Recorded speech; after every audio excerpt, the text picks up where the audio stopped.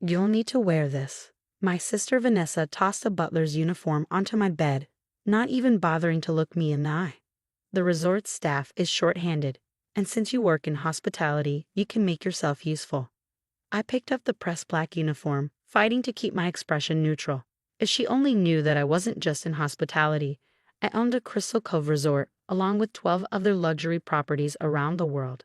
You want me to serve drinks at your wedding? I kept my voice steady, though my hands wanted to shake. Well, it's not like you can afford to be a proper guest, Michael. She smoothed her designer dress, checking her reflection in my bedroom mirror. Besides, Daddy says it's good for you to understand your place. Some people are meant to serve, others to be served. I thought about the deed to the $300 million resort sitting in my office safe, about the staff of 200 who actually worked for me, about the fact that Vanessa had practically begged for a last-minute booking at my most exclusive property. But she didn't know any of that. None of them did. 10 years ago, I'd walked away from the family's investment firm to pursue my dreams in the hospitality industry. A disgrace, my father had called me. No son of mine will be a bellhop. What they never understood was that I hadn't wanted to be a bellhop. I'd wanted to revolutionize the entire luxury hotel industry. While they were busy looking down their noses at service workers, I was learning every aspect of the business, identifying problems, and creating solutions that would eventually make me a fortune. The wedding starts at 6, Vanessa continued, checking her phone. Be there by 4 to help set up. And Michael? She finally turned to look at me. Try not to embarrass me. These are very important people attending. I bit back a laugh. Those very important people were mostly my clients, CEOs, celebrities, and politicians who regularly stayed at my properties. They knew me as Michael Chen, the reclusive owner of Crystal Cove Resorts International. None of them had any idea I was related to the bride. I'll do my best, I said mildly. After she left, I sat down at my desk and opened my laptop. The wedding contract was still open. Vanessa had nearly cried when she called begging for a venue after her original location fell through. The Crystal Cove Resort usually booked 2 years in advance, but I'd made an exception. Your family name carries weight, my events manager had told her, following my script perfectly. Mr. Chen has approved your booking personally. She preened at that, assuming it was our family's reputation in finance that had opened the doors. The irony was almost too perfect. My phone buzzed, a text from my assistant David. Everything's set for tomorrow. Staff briefed and sworn to secrecy. Are you sure about this? I thought about all the family gatherings where I'd been seated at the children's table well into my 30s, about the client meetings where my father had introduced me as our family's hospitality expert, with a smirk, about Vanessa's constant reminders that I was the family disappointment. Absolutely sure, I typed back. Make sure the uniforms are ready. The next morning, I arrived at the resort through the service entrance, carrying the butler's uniform Vanessa had given me. The staff, my staff, played along perfectly, treating me like a new hire, showing me where to store my belongings.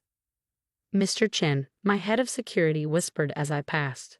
The cameras are all set. We'll capture every moment. I nodded slightly. I wanted a record of this day, not for revenge, but for remembrance. Sometimes the best lessons come wrapped in humble packages. The resort was in full wedding mode. Flowers worth more than most cars filled the grand ballroom, crystal chandeliers sparkled overhead, and an army of staff moved with practiced precision to prepare for the evening's events. My father arrived around noon, barking orders at the staff like he owned the place. I watched from behind a service door as he complained about the champagne selection, the same vintage I knew he served at his own parties. Don't you have anything better? He demanded of the sommelier. This is a Crawford family wedding. Do you know who we are? The sommelier, who knew exactly who I was, kept his face professionally blank. I'll check with management, sir. My mother appeared next, fussing over every detail with the wedding planner. She passed me twice without a second glance, her own son, invisible in a butler's uniform. By 4 o'clock, guests began arriving. I recognized most of them, not just as family members, but as clients. The CEO of Atlantic Industries, who had just booked my Maldives property for his anniversary. The media mogul who held his annual board meetings at my Swiss resort. The tech billionaire who liked to joke that he'd buy Crystal Cove Resorts one day, not knowing he was talking to its owner. Michael. Vanessa's sharp voice cut through my observations. Stop standing around and make yourself useful. The guests need drinks. I picked up a silver tray of champagne flutes, moving smoothly through the crowd as I'd seen my staff do countless times. Each guest took a glass without really seeing me, exactly as my family had done for years. My cousin Peter, who'd recently made partner at his father's law firm, actually snapped his fingers at me. "Hey you, we need more ice at table 3. I fought back a smile, remembering how he asked to handle the legal work for Crystal Cove Resorts last month. I had my corporate office send him a polite rejection. As the evening progressed, I played my role perfectly. I served drinks, cleared plates, and stayed in the background. But I was watching, listening, gathering every condescending comment and dismissive gesture. The wedding ceremony was about to begin, and soon, very soon, they would all learn what it truly meant to understand one's place. My phone buzzed one last time, a message from David. "The signs are ready, on your signal." I texted back a single word. "Wait." The best revelations, like the best service, are all about timing. The wedding ceremony had just ended, and the reception was in full swing. Vanessa looked radiant in her designer gown, floating through the crowd like she owned the place. The irony wasn't lost on me as I continued my role as server, invisible yet seeing everything. "I can't believe you managed to book the Crystal Cove Resort," one of her friends gushed. "It's impossible to get a last-minute reservation here." Vanessa preened.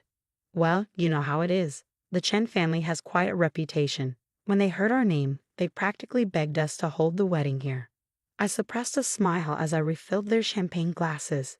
She had no idea how right she was about the Chen name, just the wrong Chen. "Michael." My father's sharp voice cut through my thoughts. "Stop dawdling and bring more wine to the head table. And try not to spill it this time."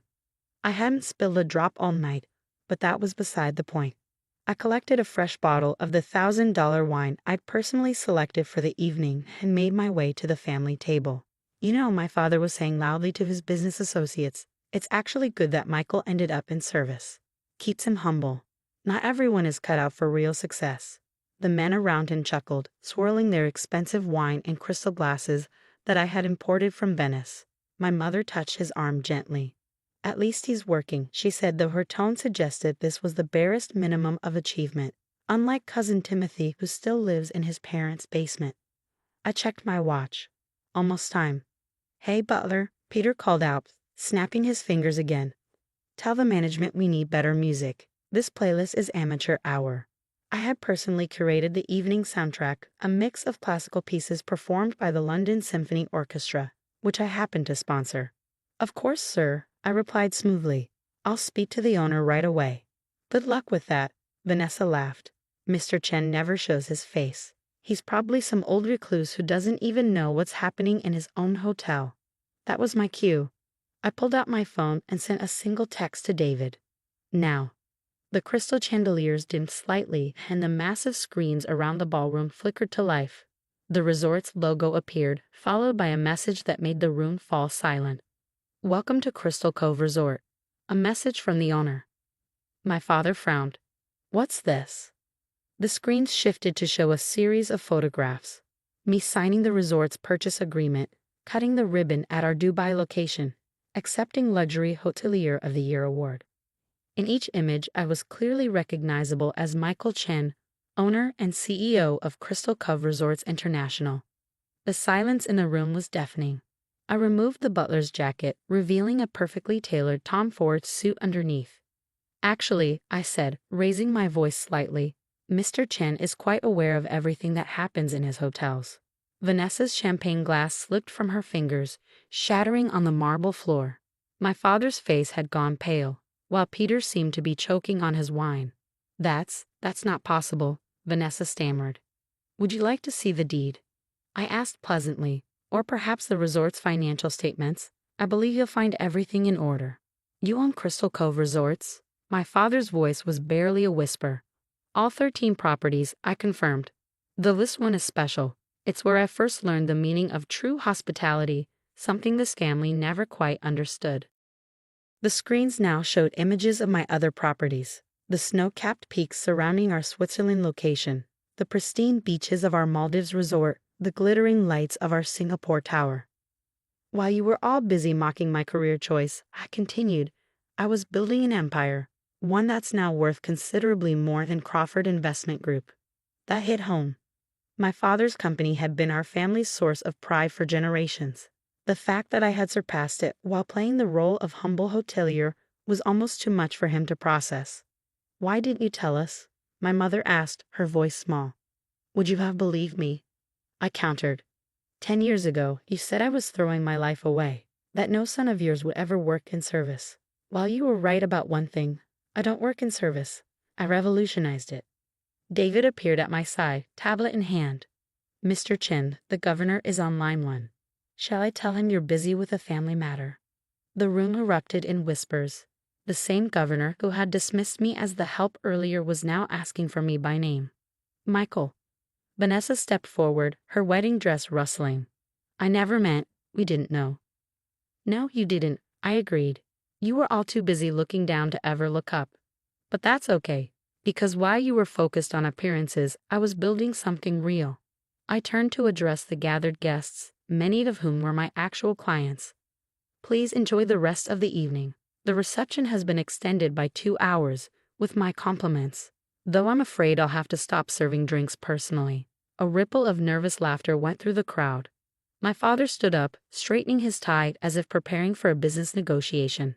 "Son, perhaps we should discuss this privately." Of course, I nodded. "My office is just upstairs. Though you might remember it, you said the penthouse suite was wastefully large when you checked in yesterday." The irony wasn't lost on anyone. My father had spent 20 minutes complaining about my own office, not knowing he was standing in the headquarters of a billion-dollar company. As the party resumed, now with a very different energy, I caught snippets of conversation. "He owns all of Crystal Cove, the most exclusive resort chain in the world. And they made him serve drinks." Later that night, after the guests had gone and Vanessa had retreated to her honeymoon suite, which I'd upgraded despite everything, I stood in my office overlooking the ocean. David brought in the final event report. "Your family seems subdued," he observed. "Amazing what a little perspective can do," I replied, thinking of Peter's stammered apology and my mother's tearful attempt at reconciliation. "Are you going to tell them about the new properties, the expansion into space tourism?" I smiled, thinking of the contract sitting on my desk. Crystal Cove was about to become the first luxury hotel chain to offer zero-gravity accommodations. "Let's save something for the next family gathering," I said. After all, every good hotelier knows the importance of repeat business. My phone buzzed. A text from Vanessa. "Can we talk tomorrow?" I typed back, "Of course. I believe you're booked for breakfast at the oceanfront restaurant. I own that too." Sometimes the greatest service you can provide is teaching others the true meaning of respect. And as I looked out over my resort, I knew that tomorrow would bring a new chapter in the Crawford family story. After all, success isn't about who you serve, it's about how you lead. And sometimes the best way to lead is to let others discover their own humility. Looking at the butler's uniform still draped over a chair, I couldn't help but smile. It had been worth playing the servant for one last evening, if only to teach my family that true dignity isn't about the uniform you wear, but the person you choose to be. The sun was setting over the ocean, casting a golden glow across the resort, my resort. Tomorrow would bring new challenges, new opportunities, and perhaps even new beginnings with my family. But for now, I was content knowing that sometimes the best revenge isn't served cold. It's served with impeccable style and a perfect view of the ocean.